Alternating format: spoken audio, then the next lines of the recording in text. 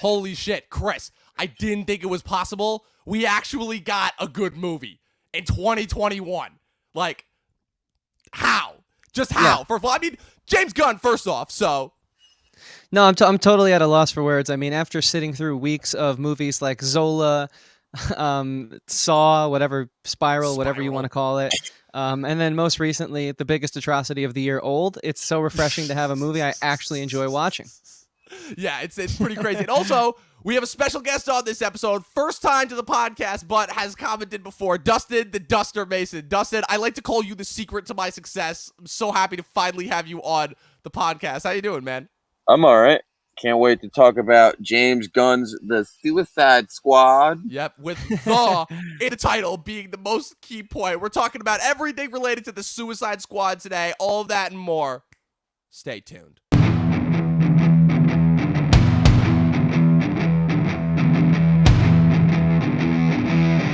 Every time that happens, I always go to click the intro button and then we click it at the same time, so it ends up like canceling itself out. But and I don't know why you go to click the intro button because I'm the one who does the graphics. I know. I should know it at this point. It's a force of habit, I'll call it. Let's just say it at that. But people, we're back. We're talking about The Suicide Squad, the first actual good movie that we've got to talk about on this podcast in months. Like, it's kind of crazy. Like, I never thought that I would say this, that even though obviously 2020 was the year of the pandemic and that just sucked overall in general, I gotta say the vast majority of movies I liked in 2020 more than 2021. Like, I mean, look, we all know, I think it's safe to say the Suicide Squad was always going to be one of the better movies to come out this year, but like, I guess just, it's kind of elevated by just kind of the lack of quality overall that we've had from the vast majority of movies this year. You know, Chris, you've talked in vast extent about how TV is kicking movies' ass. Dustin, I know you and I have talked about just our vast disappointment in a majority of the movies that have come out this year. Like, Chris, do you have anything else to add to that before we actually get started? No, I think it's all going to come out throughout the conversation, that's for sure. But yeah, I don't know. Television is certainly doing what I hope it would do and thrive this year. And I also hope movies would do well. But I mean, it seems like we just keep getting stinker after stinker until one said Suicide Squad 2. So yeah, I think it's just time to get into the movie, man. We have a new guest, first time on the podcast. Like, why don't we just toss it over to Dustin and he can start off with like his spoiler-free thoughts and just sort of give us like, I don't know, like your impressions of this film without... We'll butcher some plot points later for people, but for now, let's just be a little friendly. Well, first and foremost, before we actually got into the review, I wanted Dustin, because Dustin's got an interesting relationship with not only this movie, but with the first movie. So, like, Dustin, I want you to go into, like, your thoughts on, like, this movie going in, coming from the last one, right? Your take on the last one and kind of just the transition and the evolution, right, of kind of the Suicide Squad mantra movie from 2016 to now. All right, I'll start chronologically then. Suicide Squad 2016, directed by David Ayer. I was incredibly looking forward to. I think everybody was. That first trailer that came out was dope, and then there was a trailer with Bohemian Rhapsody playing, and it was so good it could have won a best, original short film at the Oscars. That's how fucking good that trailer was. And then the movie came out, and it ended up being barely a movie, really. It was a combined cut of like a trailer house cut, because that's how good the trailer was for that movie, that the studio hired them to do a cut, re-edit a cut of this movie. And they did a cut for that, and they showed a cut for David Ayer's version of the film. They both did not test well, so they, the conclusion of that was like, let's just combine them. And we got the movie we got, and it was a humongous mess, even though I do enjoy it. I don't think it's an awful film. I think technically it's not well written, but I think there's definitely energy put into it. There is a heart there throughout all that, horrible color hues and, just terrible CGI, but good makeup. It won the Oscar, but, and the performances really drive that movie. But when we get into the Suicide Squad, directed by James Gunn, it's better in every way. From the marketing, with that, that great trailer, that's even better than the Bohemian Rhapsody trailer with that Dirty Work sample. It's just so good. And we see the actual film, it's better in every way.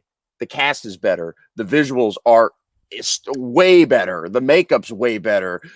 The writing is not even comparable to the fucking first movie. It's so well done. And it's hilarious. It's harsh. It has some of the harshest violence I've ever seen in my life in a film. And this is the guy that made Super. Okay. So this guy knows how to fucking make like palatable, violent harsh, hilarious, dark comedies. And that's what the first one should have been. It was a little too dour, and then it was a little too light at points. This juggles tones perfectly and brilliantly. And we'll get into the cast later, but I enjoyed everyone. And I was saying as the Dom before the show, I don't think I disliked a single performance in this film. Yeah. And I think it's a fantastic film. Can't wait to talk about it. Absolutely. So, like, as far as the transition and kind of the journey that we've had from the first one to now, it's obviously just been kind of, you know, a kind of leapfrog stepping stone exercise, kind of like what Harley was doing in the movie, as far as just how the studio was juggling, obviously where Warner Brothers was back in 2016, where they are now with trying to constantly compete with Marvel and trying to put out these properties that constantly just seem to be on every other end of the spectrum, you know, because you had, after the whole 2016 debacle, you had Wonder Woman, which was for the most part positively received. Then you had Justice League, which for the most part, the original cut, which was for the most part critically like maligned. Then you had Aquaman a year later, which, say what you will about the movie, but the movie was a smash hit. Like, it was like one of the highest grossing movies of 2018. For the most part, loved around the board.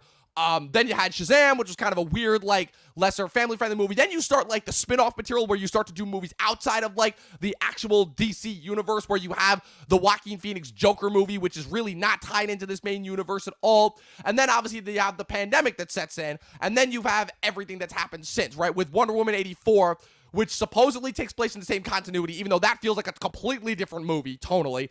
And then you've got the Snyder Justice League, and now you've got this, where Warner is in this really weird position where, again, in the complete opposite stance of where they were back in 2016, they seem to be doing the opposite of what Marvel is doing. And Gunn has even talked about this in the behind the scenes of this movie, where they are actually letting the artists and the creatives make essentially their own movies. Because, like, say what you will about the Aquaman movie, but that feels like a James Wan movie. And like the Shazam movie, that feels like a David F. Sandberg movie, you know? And Wonder Woman 84, problematic and flawed as that movie was, and really, frankly, terrible as that movie was, that still feels like a Patty Jenkins movie. So I'm not going to necessarily say that they've learned their lesson, because as we still know, there is no sense of overlying continuity. But Chris, I know for a fact you have made your thoughts very vocal on just kind of the DC and the Marvel versus of it all. So, like, tell me, just first and foremost, did you, as a diehard DC comic book fan, did you get everything and more that you could have possibly wanted from this movie? Oh, 110%. I mean, this movie completely, I'll say it, like, just took me by surprise. I did not, I mean, I heard it was going to be good, and, you know, I knew it was going to be good. Like, just the trailers were awesome, and like Dustin was saying, just so charming, and just really, they know how to hook you with this one. And boy, did they like undersell it, because I was even more taken by this film than I thought I could be. It was just such an enjoyable watch, and it did everything that you kind of want DC to do, you know? Like, DC doesn't need to play ball with Marvel. I mean, first of all, they were first, so it's like, I don't know why we're trying to do this catch-up game, insert joke at minute 32 like every other Marvel film has type nonsense. We don't need to do that. That's what I respected so much about the Snyder trilogy. It was very much so, as flawed as it wasn't trying to play ball, I felt, personally, with the whole, you know, Marvel-ness of the homogenization of superheroes. And so this film, I think, did what all good movies should do if they're about superheroes, characters that have such rich and long-standing stories, a plethora of different installments you could pull from. It played to the strengths of the characters, and it didn't fit a formula. It was just really characterization at its best, with an amazing plot that really helped to make this pretty large ensemble shine. And it was, I don't know, like, because we'll get into the specific nitty gritty soon. I feel like we're nearing the end of the spoiler free section, but what I'll leave my sentiment at is, this movie is the best of DC, and I think the best of the superhero genre.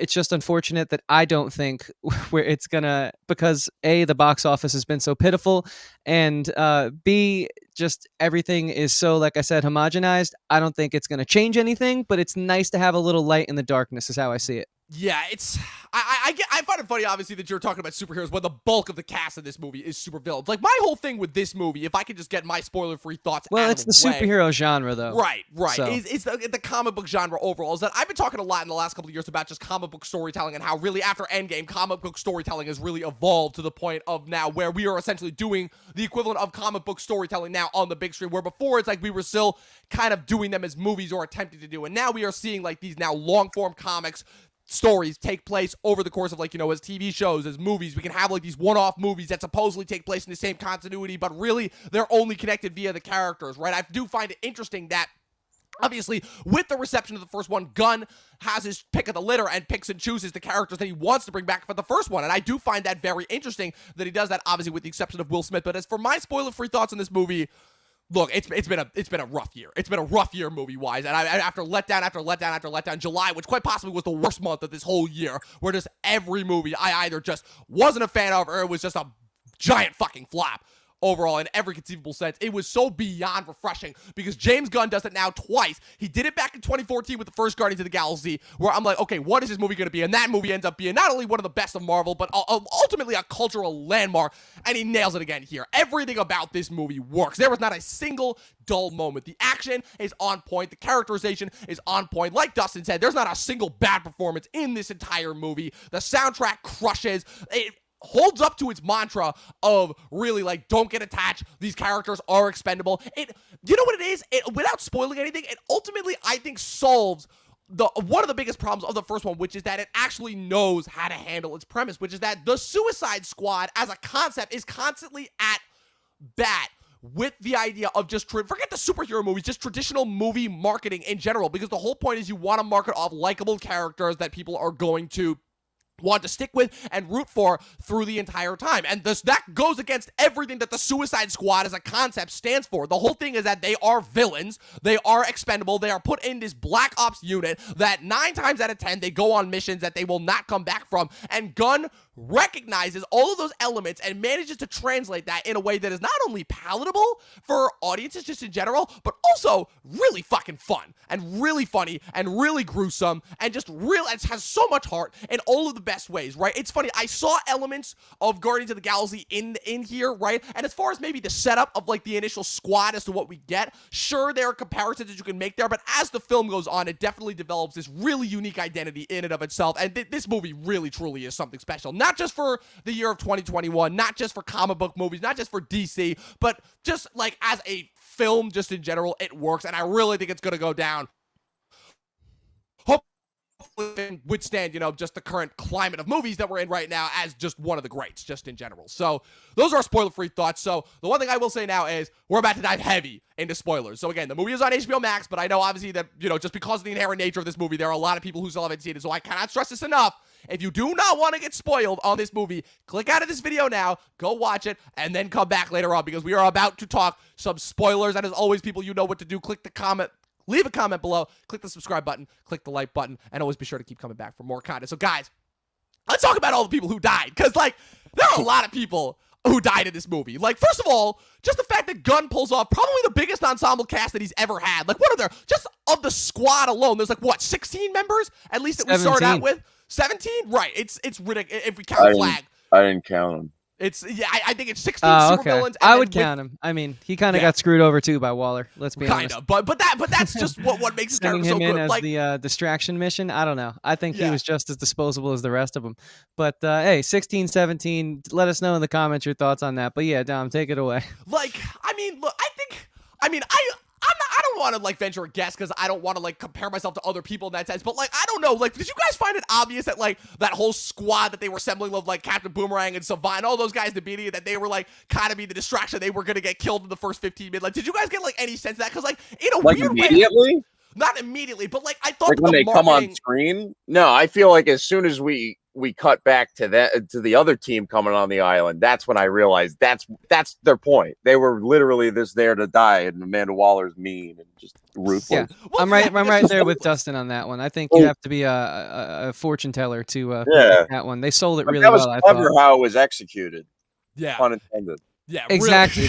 Really. They really pulled the wool over your eyes with that one in a very brilliant way, I thought. But yeah, so what fooled me there is a sense of like, I had a pretty good idea in my head. I'm like, oh, none of these guys are making it. Like, all of those initial like C-tier squad members, like aside from Harley and Rick, because we saw them in like the rest of the movie, I'm like, none of these guys are making it past the opening 15 minutes. But the way that both the trailer executed it and the way that the movie executed it, as far as like showing it, like having that be the exposition scene, but also like some of the one of the best opening scenes, quite frankly, just that I've ever seen, just in general. But like how they utilize that as like they were like the distraction squad and just like uses Waller and like how they were all like Waller's chess pieces. Like, first of all, like Waller, who was already Viola Davis's performance as that character was already one of the best parts of that first movie, and ultimately Gunn like one-ups it here by just really exposing like the sadistic elements of her personality.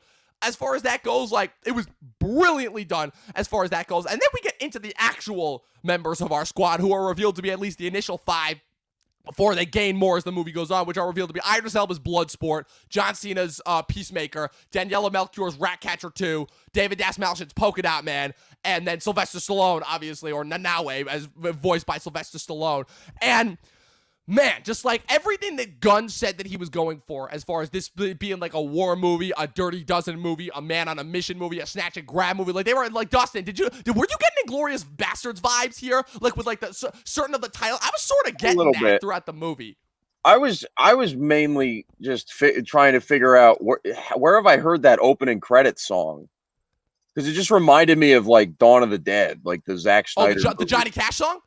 No, the one with when the opening credits are playing. Oh yeah, These the people who died. Yep. Who died? I was like, was that in the Zack Snyder movie before? I haven't seen the Zack Snyder Dawn of the Dead, so it may very well be. But Yeah, there was a lot of I felt Snyderisms in this one. I mean, he did produce it, but sometimes that just means throwing money at it. I was wondering throughout it to the length of his involvement. Yeah, it was giving me like early Zack Snyder vibes for sure. Yeah.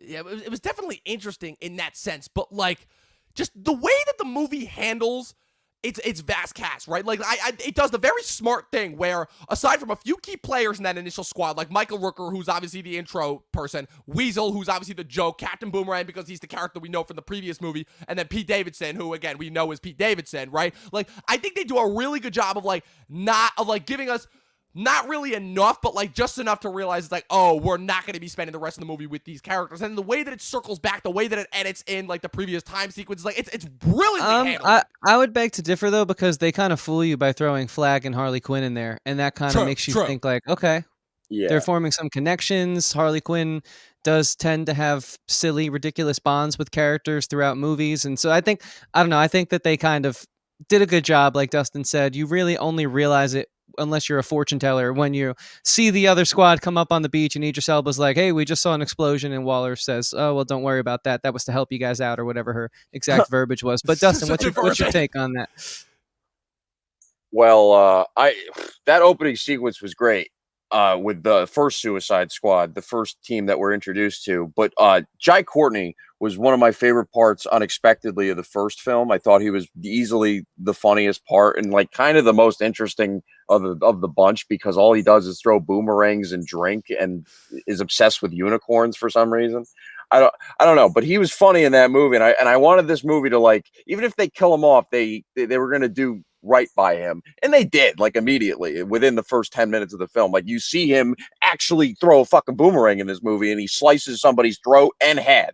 So that was awesome. That was a great payoff for that character. And then when you see him in the opening credits, is you know, when he dies, he gets like an epic death where he's kind of like smiling, where he's like, he's kind of accepting it, where it's just like, and then you're sad, right? And then you see him in the opening credits with the boomerang still in his arm. So like, they didn't really shit on Captain Boomerang. They killed him off, but they respected him, and I like that. So if you like them in the first movie, you're not going to be pissed off, I don't think. And that's the interesting thing too, is for both with the Captain Boomerang of it and with the connections to the first one, because you're right, because I feel like the red herring with the Captain Boomerang thing at the beginning, as far as fooling you, is the sense that, like, usually when you talk about kind of the trinity that's usually in, like, most of the iterations of the various iterations of the Suicide Squad over the years, it's usually 3 people. It's Harley Quinn, Deadshot, and Captain Boomerang. So that's what kind of fooled me there. And as far as kind of how, like, the connections to the first one go, like, I think this movie does the best possible thing in that, with the exception of, like, a few choice lines in the beginning when Harley gets on the plane and Boomerang asks her, like, what she's doing back in jail. It's like the movie essentially acts as both a soft reboot, but it's not necessarily like forgetting anything from the first movie. Like, sure, there are slightly different characterization. Like, it's very odd. Like, the Rick Flag here is a much different Rick Flag than we got in the first one, because I think Joel Kinnaman, both with his transition of, like, you know, where he was career-wise back in 2016 versus where he is now, and also kind of with the transition, everything that he's been, also under Gunn's direction, like, it feels like a much more fleshed out character. It feels like he has much more to do.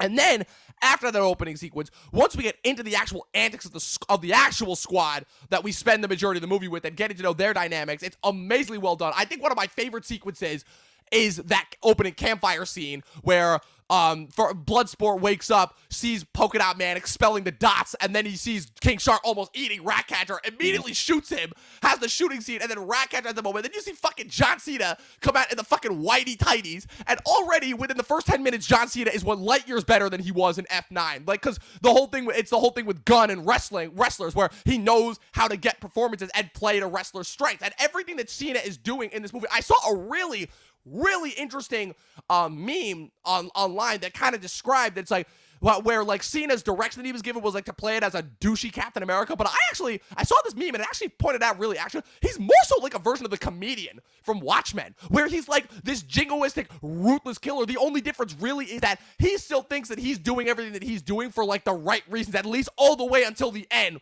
where he fully accepts that he is this hedonistic killer.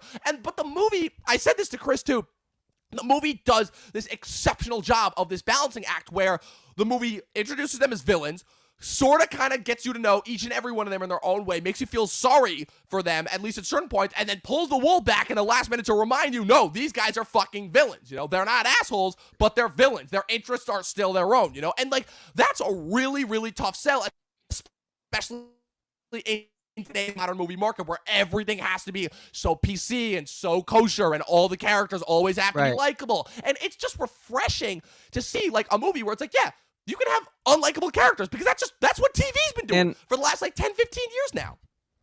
And I just kind of want to take it over here for a second while you're speaking about, you know, the PC being infused into film and TV. And I think sometimes it's almost that is the plot and the story. And I'm not saying I stand on any side of the aisle, but what I'm saying is if there was a way to do sort of undertones or messaging that does not step on the toes of your film or take away from the characters or the hard work being put in by the cast and crew, I think it is with John Cena's Peacemaker. I loved the political message there, sort of like the diehard patriot who will kill for his country because he's just so blinded by, you know, his love for his nation. I think it's a very interesting social commentary to make, but the thing about it is it's not blatant in my opinion. It wasn't forced down your throat. It was there if you wanted it and you could read into that if you wanted it. But I felt that it also was not something that the movie was built on. It was just an added depth to the character while also filmmakers doing what they do, which again, we have freedom of expression. I'm totally cool with that, making a statement, but it was done in a way where I thought there was a level of class. And I don't know, I felt like there was other commentaries as well made throughout this film. Oh, absolutely. But again, like it never stepped on the toes of what we were watching. And before we bring it back to you, Dom, I don't know, Dustin, how did you feel about that? And kind of like, you know, what's your take? Do you agree? Do you disagree? I'm curious. Feel about what in particular? About like the way that Gunn infused social commentary into this movie. Do you think it was egregious? Do you think it was subtle? What's your take on that? It was definitely subtle. That it didn't really distract me or anything. It was just, it felt like a comic book movie in like the best possible way. Like you didn't have to take it too seriously, which I appreciate personally. And it was just his signature style of humor and his signature style of action, and he keeps improving on each film. And he's just a wonderful director. I can't get enough of his films at all. Yeah, I think it's definitely interesting where it's like kind of the for lack of a better word, like the political connections, right? Where obviously, again, it's a comic book movie. It's escapist. I think it does a really good job as far as like kind of allowing you to like escape into the fantasy, but at the same time, like it does make statements on, I think really interestingly, but like that's always been the nature of the squad. Almost every single mission that the Suicide Squad has gone on, they always end up finding out that they've been double-crossed, screwed over, some crucial detail has not been told to them, right? And that plays out in a very divisive way once we get to the third act of the movie. Obviously, once they get onto the island and then once they're going through and once they meet like kind of the political dissidents and like one of the most brilliantly set up and played out jokes in the movie where they're going through the camp who they've been told are dangerous army members. They brutally murder every one of them. Then they find out that they're members of the rebel faction and they're like, oh shit. Yeah. Know what I noticed on a rewatch though? like I didn't realize this the first time. Amanda Waller tells them before they go into the camp, "Oh, kill anybody you see. They're the most dangerous people in the world." Yep. And if I have one problem about like the Joel Kinnaman character is that there wasn't enough like explanation as to why he's like doing all of this for Waller still, especially since she's like trying to get him killed the whole time. Right. I didn't really understand. Right. I thought that was the one hole in this movie that I can't really overlook, and that's what I wanted to say before about Joel Kinnaman, but I didn't want to interrupt. It's definitely no. That's a good. I'd say that's a good point there because his motivation was a bit clouded. And you know, I also wanted to comment on Joel Kinnaman. He's so confusing to me just as an actor because he'll do a great performance in For All Mankind season 2 and he'll have a decent performance in Suicide Squad 2, but it's like for every one good performance there's like 3 terrible ones. I just don't understand him. He's very just as a performer he's very confusing. I feel like he really is very circumstantial and but he's such a big name and it doesn't I just feel like I'm in the minority on that one, but it just always blows my mind because I didn't think he was like amazing in this film, but I also didn't think he was flat like I've seen him be in other properties. So I don't know, I just kind of wanted to, he was definitely an improvement from the first movie, the way he was more into the character and stuff, even with the clouding of his motivation, which I do agree. I think if there was one sort of thread that didn't quite feel as tight as all the rest, I think it would be that one. But I don't know, I wanted to just chime in on that with Kinnaman because he's such an anomaly in my brain. Yeah, because like when it's like introduced in the third act, like immediately, like it's rushed to the fact that he just wants to like uncover this conspiracy that's like that America is behind and Amanda Waller knows about.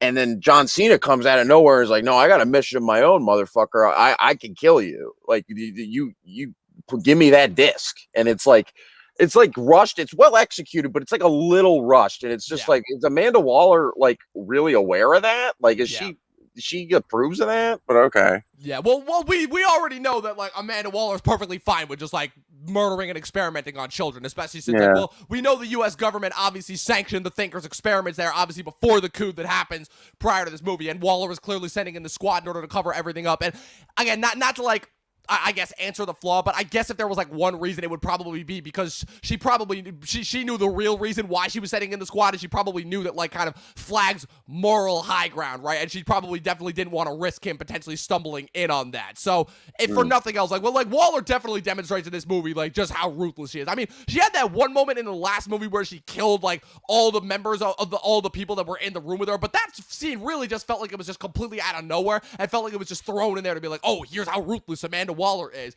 But in this movie, I definitely think they did a much better job, like straight from the get-go, where she's perfectly willing to let Bloodsport's daughter get thrown in Belle Rev and murdered. And she's perfectly cool with that. And I think the other thing too that they did is her kind of little staff room just in general. I think they did an excellent job of kind of them kind of realizing just how like fucked up their boss is and just like the lows that she will. She even says it. She's like, you have no idea how far I'm willing to go. You know, speaking of loose threads, though, I think maybe perhaps another one that just poked out to me is speaking of the staff room. Amazing characterizations there. You don't get to spend too much time with them, but everything was clear and I thought really well thought out and well executed, except for when they knock her out and she comes back to consciousness and there's seemingly no penalties for knocking out like your superior officer, your commander. I think maybe that might be the second thread that's just not as tight as I would have wanted it to be. Well, when you see the two agents at the end of in the second post-credit scene, you don't see the one that knocked her out. That's true. You don't know what happened to that. Good point. That's a good point. You don't know what happened to fucking her, all right? That's true. That's true. Yeah. The other two got fucked over, but where did the other one go? Yeah, definitely. Oh man. All right, so maybe not as thin of a thread as I might have thought. And also, like, if I have a tiny nitpick, but like, it could not have been more obvious that Gunn originally intended to have Peacemaker die. And then when WB greenlit the Peacemaker TV show that's coming out on HBO Max, it was like, obvious reshoot, here we go. And like, I don't know, like, I know, and like, I don't necessarily, like, that was the only kind of like moment that stood out to me. Was where it's it like, a reshoot? Oh, the post, absolutely, it was a reshoot. It was like, he even said it. He's like, yeah, that was a reshoot. All right. Interesting. I mean, I don't know. I think hearing that now kind of gets me a little bummed out because I think it's that comes down to what I hate artists doing, which is like sacrificing creative integrity for potential dollars down the line. But if there was anyone I trust with the vision, it's Gunn. So Right. I'll let it slide this one time. Right. Not And that my opinion matters to him, but I also just wanted to talk about just like the rest of the characters and just like how well they did, because like again, like with the main members of the squad, like first off you get Bloodsport, right? Idris Elba, who it could not have been more obvious that they had him shoot in as their backup for when Will Smith when Will Smith wouldn't want to come back, and then for whatever reason like Will Smith said no, I might want to come back for this movie, so they're like okay, we'll just make this a different character. And like Idris Elba, to me, like don't get me wrong, I liked Will Smith in the first one, but like Will Smith is one of those actors where it's like I think with the exception of I Am Legend, has Will Smith ever died? Like has his character ever died in a movie aside from I Am Legend? You know, obviously you have the off-screen death and Independence. 7 pounds. Oh yeah, 7 pounds. That's right. I believe iRobot, maybe? Did he No. die in iRobot? No? Okay, I haven't Okay. seen that movie in forever. So- I just so, felt like, like it was tragic. The point that I'm trying to get at is that Will Smith is one of those actors where it's like, okay, again, it's kind of similar to like, in a weird way, the Margot Robbie, the Harley Quinn of it all, where it's like that's more so attributed to the actor than the character, but it's like the actor, it's like, okay, there's definitely like they're not gonna kill Will Smith at the end of like the first Suicide Squad, you know? But like Idris Elba, both kind of like with the type of actor that he is as opposed to Will Smith, like Idris Elba's not like a big name like lead superstar. He's been in a ton of blockbusters just in the last couple years alone, but he's not like a big name lead superstar. So poising him as the lead, I think is really interesting. Kind of it increases like the expendability of his character, and it makes him like more succinct with the team. And the fact that like the team, besides being like literally D-list characters, like aside from Harley Quinn and Captain Boomerang, because the first one, I know none of these guys. Well, I know Polka Dot Man because they've just been making a lot of jokes about him in recent years when some of the comic book properties have come out. But like, I think that kind of the premise in and of itself is whereas how they're able to balance, like, okay, none of these characters might walk out of this movie alive at the end, and so they're able to kind of, like, mix and mesh and do these really interesting characteristics where Bloodsport, yeah, they have the setup as far as, like, oh, he has the teenage daughter, and that's why he's doing this mission, but, like, the relationship between them is completely different than the relationship between, like, Will Smith and them at the end, and I think that, like, they're able to balance out, like, the parts that, like, the more charming parts of Elba's, you know, charisma that have kind of been lost in the last couple blockbusters that he's in with, like, kind of the ruthless nature of it and, like, the back and forth that he has with Cena.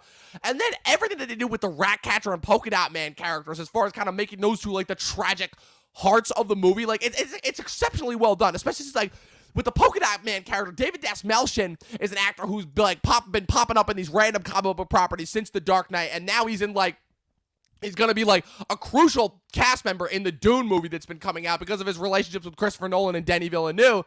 And he gets put in this movie, and, like, the whole thing, right, is Gunn said specifically with that character, he's like, no, I want this to be the most pathetic character possible. And then he ends up giving him this tragic backstory that, in a way, like, really makes him the heart of the movie. And the same thing with the Ratcatcher character, too, especially since, like, that actress who is, like, a first-timer actress, like, I can't really explain, like, what it is and like how it is that he gets at it, because it's not like the Gamora and the Rocket Raccoon characters from Guardians of the Galaxy where those are both like kind of big name celebrities and like it kind of draws you in with like their inherent unlikability and then makes you like them by the end. But here it's like they completely make these characters completely like really like engaging. Like they get you in with like the mystery and the veneer of the characters, and then they end up like completely winning you over by the end, even unfortunately with the Polka Dot Man death, which unfortunately for me is like the only death in the movie where I'm like, okay. Like that's like all the deaths in the movie for me worked, but that's the only death where I'm like, oh, this kind of felt like a fuck you death. Cause like he finally gets the superhero moment. He finally has a chance to actually like show off and prove you know, everything that he's been working for as far as like, yeah, his mom experimented on him. She wanted him to be a superhero and everything. And now he finally actually has the chance to be a superhero. And then he gets he just gets smushed. And I'm like, oh. Yeah, I agree with you wholeheartily on that. Yeah, like, but because it was the whole thing. It's like, okay, it's like, that was such a Game of Thrones moment where it's like, oh, this is just there to like be like, because the whole movie had gone against the idea of just doing this shit for shock value's sake, and that was the only moment where I'm like, this feels like a shock value for shock value's sake, you know? Yeah, yeah, and it's like a played out moment too. That kind of depth. Yeah, it's like yeah, it was a little upsetting after I thought a movie full of achievements in a genre, like I say all the time, which is just so one and the same, But honestly, if that's a complaint, it's a pretty good complaint considering the tangents we've had on this show about other superhero properties that have come out, not just recently, but just since the whole Marvel bubble really began. But I do agree with you guys in the sense that, like, yeah, it didn't quite feel as earned as I would have wanted it to. It certainly felt like not a studio quota, because I don't think Gunn plays that game, but it felt like something for the audience, and in a film that was so much, you could tell. I mean, personally, I felt just like an excellent display of like balancing what audiences want with true passion and like vision, unlike some other directors in the superhero genre. So it was a bit unfortunate, but I will say though, talking about Polka Dot Man, I thought the characterization and like this performance was outstanding. Like, I love when we would sort of get a chance to look through his eyes and see his mom. I thought it was hilarious. Normally that type of thing annoys me, but I think it was done in such a way where it's like you can't not love this. And it's cool because I mean, it showed that like, hey, you can have jokes in superhero movies. I mean, the Suicide Squad really lend themselves to a lot of humor, so you kind of need it, but it doesn't always have to be this cookie cutter, hey, minute 32, Kylo's going to look at Poe. Poe's going to look at Kylo. Do I speak? Do you speak? Stupid Disneyification of humor. Like, it can be a little interesting. It can be a little artsy and still make people laugh and fall for, you know, the joke that you want them to fall for in the moment. I just think this movie, like, the biggest thing I got out of it, and I want you guys' take on it, like, I think it's not going to be a blueprint for a way to sort of redefine the superhero genre, because I think the box office is going to speak louder than anything, and the lack of, it seems, viewers that have seen this movie. But I would love it to be sort of like, hey, we can approach this whole thing different. And it just doesn't seem to be the case. But I don't know. What's your guys' take on like some of the humor and the way it was implemented, and sort of like, you know, this Marvel bubble that we live in? Well, I definitely feel like, to kind of speak to the box office in and of itself, that we kind of have to take obviously as its own thing, obviously, because again, this still, unfortunately, I mean, it's the new normal, but it's still not, unfortunately, a normal box office time. But I definitely think that, like, in a normal box office time, I don't necessarily know if this would have done like Deadpool numbers, but I definitely think it would have done something similar to that. So we got to take that at the whole box office aspect with a grain of salt. But yeah, like, that's the thing just about Gunn as a director. His humor has always been so unique and so in and of itself. That's why, like, when the first Guardians of the Galaxy movie came out, even though we were kind of used to like the typical Marvel quote unquote brand of humor that had really been established obviously by both Robert Downey Jr. and then obviously with what Joss Whedon brought to that first Avengers movie, the humor that he brought to that first Guardians of the Galaxy movie just felt so unlike anything that we had really seen in Marvel up until that point. And Gunn has proven now time and time again that when it comes to just his sense of humor with how he characterizes them, it is so uniquely and wholly his own. In fact, that's part of the reason why I had such a problem with, at first, with Thor Ragnarok, was because I still wasn't as used to Taika's sense of humor, and I thought that just with, like, Taika was a pretty experienced director, but, like, as far as, like, being brought in the way, like, Gunn had obviously had a couple years ahead of him, and I felt like everything that they were trying to do in Thor Ragnarok, I felt like they were trying to, like, almost not quite mimic Guardians, but like try to emulate a lot of the tone of Guardians, and it just wasn't working for me as well, because Guardians had just made such this incredible stance. Obviously, we literally got in the second Guardians movie only a couple months before Thor Ragnarok, and I think that Gunn continues that.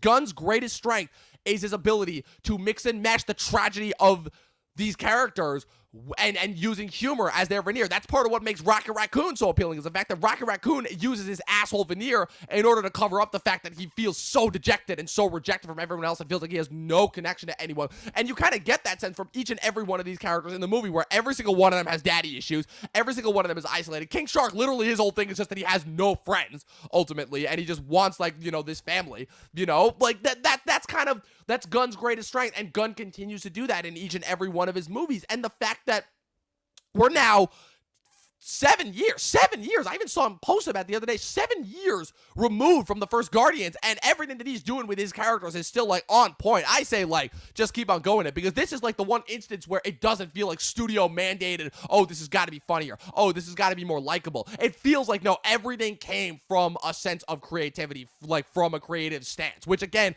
from a blockbuster, like, it just makes this such more of a rare gem in today's day and age. Oh yeah, I thought like it was hilarious, and like unlike the first film, like everybody in this movie had a distinct personality and sense of humor, and none of it felt forced, and none of it felt like it was like James Gunn was ripping off Guardians of the Galaxy, ironically, which the first one kind of did feel like. You know, even though it was trying to rip off Deadpool, ironically, but it felt like it was ripping off Guardians of the Galaxy. But everyone was great in this. Joel Kinnaman was funny too. They gave him a sense of humor. They Idris Elba, I thought, was the best in the movie. I thought he was hilarious from the first frame he was on. I just thought he completely handled every tone he was given, and just the tie line is just kills me. And just his story was just the most like compelling too, and his whole arc with like the rats and everything, his fear of rats, it wasn't like a silly one-off running gag either. Like, it was actually well written into the story, and the last shot of the film I thought was perfect with him. Right, him and Sebastian finally getting over his fears and realizing, like, hey, you know, it doesn't have to always be like this. I thought it was, yeah, you're right. It was so expertly done. Like, that's a great way to do humor, you know? Everything should, I think, tie into the characterization of, especially in this type of movie, this ensemble, and it really worked in this film on so many different fronts. Now, my favorite performance, and I think it's her best performance as the character, was Harley Quinn. I thought Margot Robbie was amazing. I mean, she pretty much held down the entire B story, and the way it just converged with the A story, it was kind of like a masterclass in like action storytelling. I felt just like so perfectly they met up for the big final raid of the Nazi tower, and it was just so well done, because, you know, sometimes like B stories, they're like, oh, okay, cool, get me back to the main guys, and I was just like, what is she gonna do next? Like, she has me right now, she really does. And so I just thought, really, because, you know, thinking about what Dustin just said, and then how our nitpicks in the beginning, we even were able to justify one of them. I mean, this film, man, I know we're not quite there yet, but I'm excited to give my star rating, and I haven't felt that way in a long time. I guess the only thing that I have to say about the Harley storyline, which again, like, I'm not you're Chris, I'm 100% with you. This is probably of the three performances that she's given, and like, she was everyone. That was the thing that everyone came away from the first one noting, is that Margot Robbie as Harley Quinn. I even back then, like, after seeing her in Wolf of Wall Street, I knew that she was gonna crush it as the character. But like, seeing now, like, kind of everything that she's been through, it's like that is they struck lightning. Well, they struck lightning with that casting, just in general, just how good she is, just as far as nailing all the mannerisms, just completely nailing everything that it is that people love about that character, making her comic book accurate, managing to nail the balance of like the tone with like kind of her ditzy personality with her more psychotic side and everything. And you're right, because this totally could have fallen into the trap of being like, oh, this is just a B storyline that ties us over until we get back to the A storyline, but it totally wasn't. Everything that they had going on with her and the dictator character, which, by the way, the dictator characters, again, for characters that could have been just one-off stock generic villains, like, they actually injected like quite a lot of humor and quite a lot of intrigue into those characters. And the way that they handled the whole Harley and the dictator, what was his name, Sylvia Luna relationship, and kind of how that ended up resolving itself with basically when he admits that, like, he's gonna use Starro to like blackmail the world and like experiment and kill children and like maintain control over his gun, and she just shoots him just straight up right there without a second's hesitation, and then says, I told myself that the next time I would get into a relationship with someone that I would immediately kill him if there were any red flags. Like, they just handle it perfectly. They know exactly what they're doing with this character. They know that this character is like probably their most marketable character, just as far as like this sect It was goes. perfect character growth, I thought, in the best way possible, because it was so true to her personality and the performances we've gotten from her in the past as Harley Quinn. I thought it was brilliant. Yeah, and like the action sequences when like he's pulling a little bit from Matthew Vaughn with like showing off like all of like the like the color, the graphics in the background when she's going through the hallway killing everyone, and then when she meets up with everyone and just like the reaction, like that was a scene that we kind of knew of from the trailer, but it was still freaking hilarious. And then when she's doing like the back and forth, like when they're interrogating the thinker before they go in, like it's expertly well done. I think that she blended in perfectly. It's funny because like for a majority of it, I was like, okay, so Harley's pretty much off on doing her own thing while the rest of the squad we have is making. I'm like, how are they gonna mix and mesh these two? And it ended up working out perfectly well. Like, I love how they still even managed to get her like the final shot when she's the one that ultimately gets the last jab at Starro. Which, speaking of which, not to jump tide too quickly, but only like, how do you guys think they handled the Starro character? Because it's weird, because I don't know if you guys remember, but like one of the biggest criticisms about the first movie was, why are they sending in the Suicide Squad, who relatively don't have that many superpowers, against like a magical like giant CG villain threat? And then Gunn does the same thing here, where he has the Suicide Squad, who, with the exception of King Shark and Polka Dot Man, don't really have superpowers per se, against a giant fucking CG like creature that can literally create his own zombified army. Like, what did you guys think of that? Well, the thing that was cool about it was like Amanda Waller didn't send them there for that. Like, she almost kills them for going back into fighting, and then the girl, hit Amanda Waller. But like, I thought they handled it incredibly well, that character. I mean, the Peter Capaldi character, there was some unexplained kind of abuse going on between him and Starro or whatever.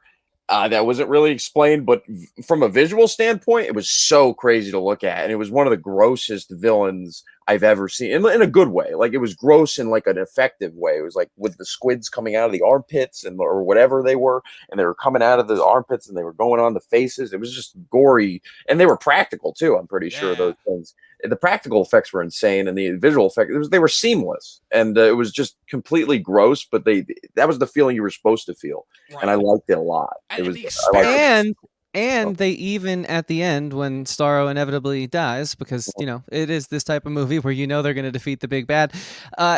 They justify his motivations. He was happy floating in space, but the humans had to go and mess it all up. And as Peter Capaldi brings out, the American government is the one that brought them in. That brought him into the space station. And it's just so amazing the way that, like you said when we were watching the film together last night, Dom, they can make you feel for the big bad kaiju who's destroying the city. It was awesome. It really was. It was unbelievable. And also, shout out to Taika can Waititi. I just say? Yeah. Oh, sorry. I just want to say, before we get too far away from Dustin's sentiment, visually he was stunning. Like, he looked so good. They really couldn't believe it. They really fucking nailed that. It felt real. Nothing about the way that they chose to employ him in the combat scene. The combat scene felt forced. It felt like, wow, if there was a giant starfish from outer space that was attacking a city, this is kind of what I think it would look like. And I was really impressed by that. And again, for all the criticism that the Marvel movies get for kind of, again, the generic CG-filled third acts, just kind of, not at all paying attention to just human and civilian casualties, how it only ends up being the superheroes. They just cause massive amounts of collateral damage with no repercussions whatsoever. And this movie actually did its diligence, not only with expertly choreographed and really well done action sequences where you could actually tell what was going on for the majority of it, but also, like, the human casualties, like the whole thing that, to me, that like made this third act work, where so many other third acts don't, is that they specifically say, no, when these things get taken over, there is no going back. They are dead. They are literally walking corpses. And the fact that you see the amount of destruction that Starro causes, and they're about to walk away, and finally their consciousnesses kick in, and they're like, we can't let this happen. We're going to let this entire island get destroyed. Forget the fact that who knows what will happen if Starro actually takes over the island. Like, Amanda Waller is literally willing to let, like you said, just regular innocent children, like, die just at the expense of this. Like, just from a PR standpoint, obviously, like, besides the fact that this is televised all over the place, I definitely feel like that wouldn't play out well. But just in general, like, I think where did the cameras come from? Yeah. Why was there just news footage at the end? Well, you know how that goes in superhero movies. There's always just like that random news footage. Scene of Storm Reed going, "That's my dad." Like, that was the only one where I'm like, okay, they needed to put that in there in order to tie that over, because Storm Reed really doesn't have anything else to do with this movie.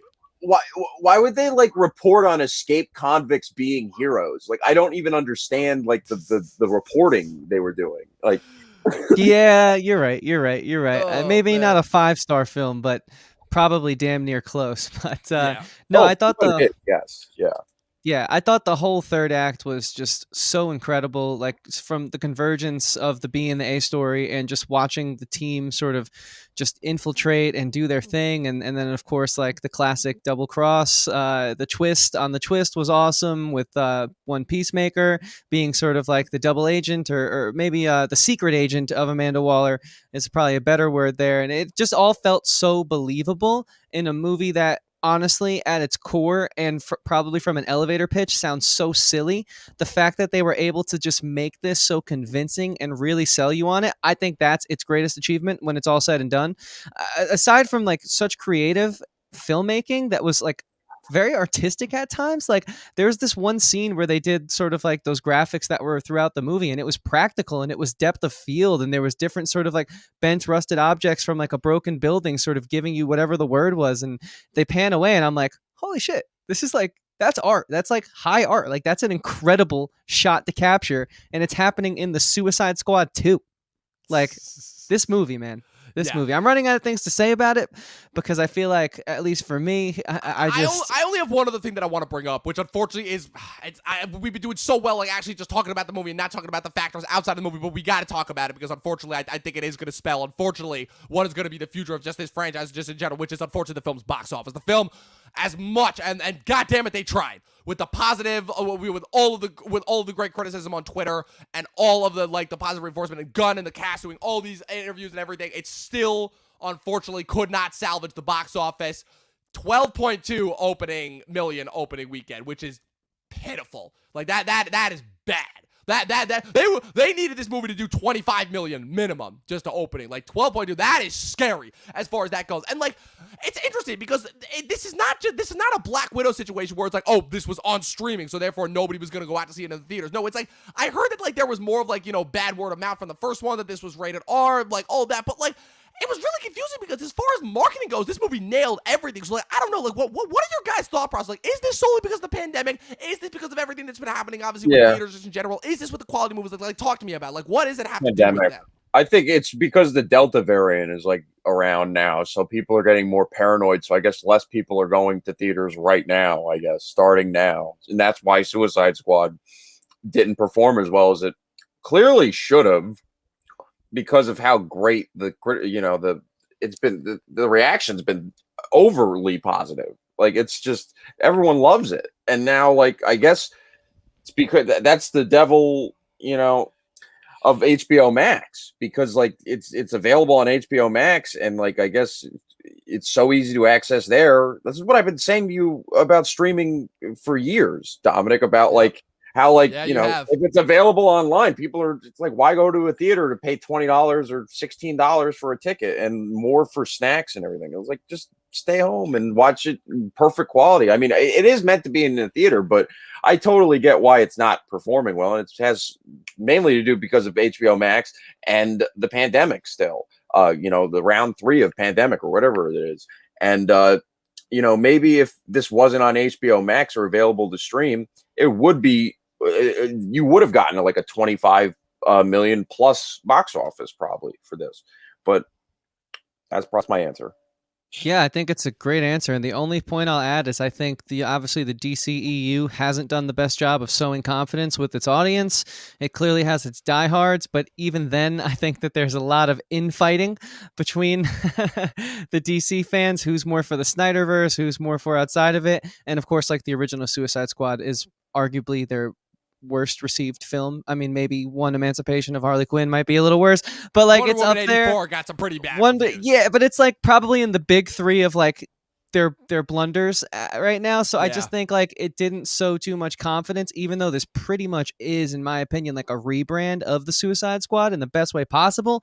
I think they're still sort of riding that debacle of 2016. I just think it's bad when your headline, looking back on it, is more so about an potential entanglement than the actual film itself.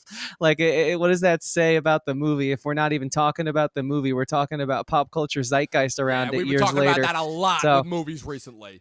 But I think that is probably the smallest of the factors that impact why this movie is performing the way it does. I think what you and Dustin brought up clearly have take precedent over that, but I also think like that is a part of it as well. Yeah, it's just unfortunate because like I think everyone wanted this to be like kind of the official, right? We obviously got the Zack Snyder cut of Justice League earlier this year, but I think people wanted so badly for this to be like the rebranding, like, the reemergence of like, yes, DC is a factor, and yes, we can finally start getting good movies from them again. And like, if Warner Brothers, if this obviously did the money that everyone wanted it to, it's like Warner Brothers might be willing to like take more risk and push it in more of a direction, so we start getting more movies like this between this, and then obviously we're getting the Matt Reeves Batman movie in March. But like, unfortunately, like we know they only follow the dollars, and obviously we know everything is going towards streaming now, and it just sucks because it's ultimately going to make the chances of more of these types of movies happening less, not more, which is just, it's really unsatisfying. But ultimately, if we're getting into final thoughts now, this is easily like,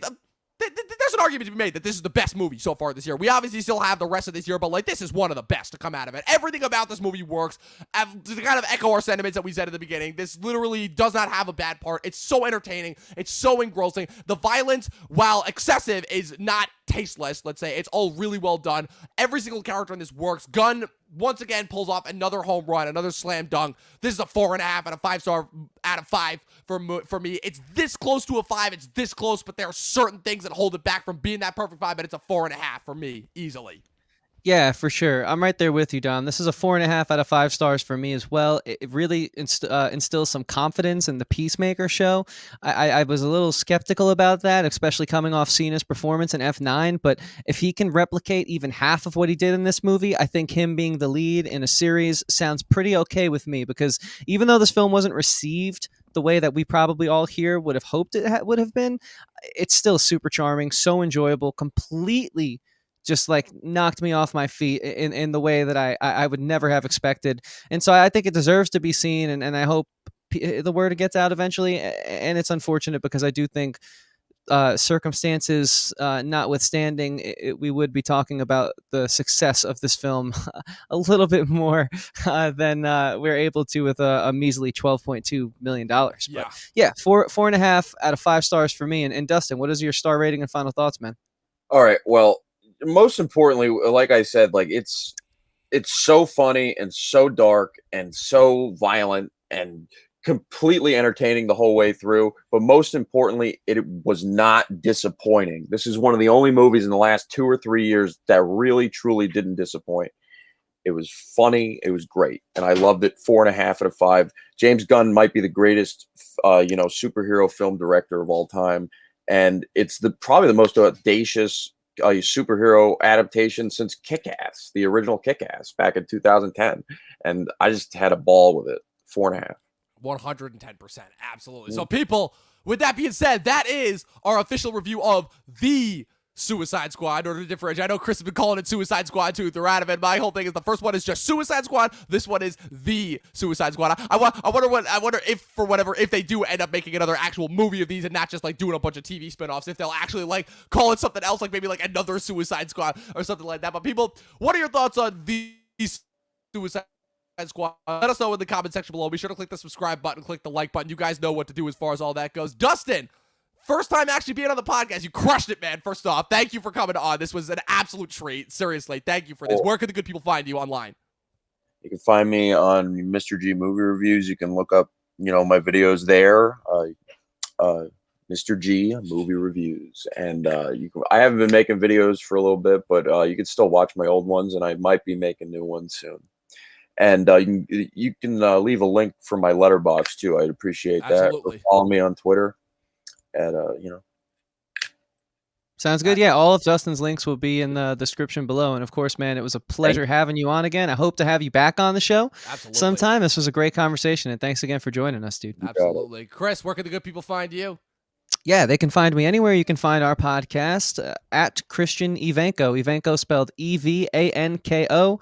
Facebook, Twitter, Instagram, you know the whole deal. And in all those services, there's a nifty little link in the bio tool, which you can click to obviously find a pathway back to Talking TV, but you're already here, so I don't think you really need to know about that. And Dom will tell you about that in a few minutes anyways. So the other stuff I have going on, I make music. It's on Spotify, Apple Music, SoundCloud, Google Play, YouTube Music. All the platforms. Hit the link in my bio. It's right there. Super easy to find, as well as my second podcast, a show about life, music, and everything in between, titled Talkin' with Andrew and Chris. Talkin' spelled the same way we spell it here. Again, available through the link in my bio. Thank you guys again so much for tuning into our podcast. The subscribers continue to grow up, and it's really humbling. It means a lot. So thank you. And Dom, man, take it away, dude. You guys know me, posting sarcastic things on Facebook, occasional movie news, and occasional weird pictures on Instagram. But like I said, I think still the most recent thing on my Instagram is whatever the fuck Jared Leto's makeup do in the upcoming House of Gucci movie is on my Instagram and Facebook, which you can find at Movie Nerd Reviews on both platforms. But more importantly, you can find me posting every single day, twice a day on our social media platforms at Talkin' TV Podcast, no G, on both Facebook and Instagram. Thanks to Dustin for coming here and crushing it for his first time on the podcast. This was the Suicide Squad podcast, 12 seasons in a short film, and watch more fucking movies.